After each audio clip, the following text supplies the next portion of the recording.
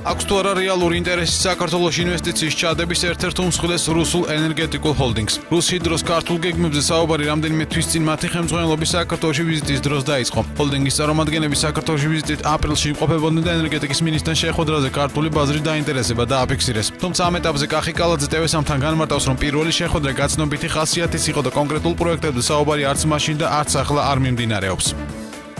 კონკრეტიკა რუსგიბროსგან არაფერი იყო, ზოგადი მინიატურული მაშინაც გითხარით, რომ ინტერესი ჰქონდათ ინვესტიციების განხორციელების, მაგრამ კონკრეტიკა ჯერჯერობით არაფერი, როდესაც იქნება რაიმე საინტერესო, თუ იქნებათ ინტერესები, ჩვენ ძალიან საინტერესო პროექტები გვაქვს ქვეყანაში განსახორციელებელი და თუ ინტერესი იქნებათ, ჩვენ შეგვიძლია ნებისმიერი პროექტი მათ წარუდგინოთ. საინვესტიციო სააგენტოს ხელმძღვანელი კი რუსული მსხვილი და საშუალო საინვესტიციო კომპანიებისგან საქართველოში ჰიდრო და ტურიზმის სფეროთი დაინტერესებაზე კიდევ ერთხელ საუბრობს. გიორგი პერტაი აცხადებს, რომ პროექტებისათვის ტექნიკურ-ეკონომიკური მოსამზადებელი სამუშაოების დასრულებამდე კონკრეტულ ინვესტიციებზე საუბარი მიზანშეწონილი არ არის და ციფრები მხოლოდ ხელშეკრულებების გაფორმების შემდეგ გახდება ცნობილი. თუმცა მისივე განცხადებით საუბარი მსხვილ ინვესტიციებზია.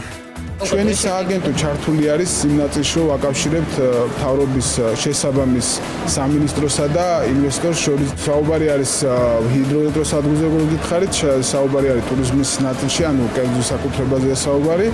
ამ ორ ძირითად მიმართულებით მიმდინარეობს შეჯიბრება.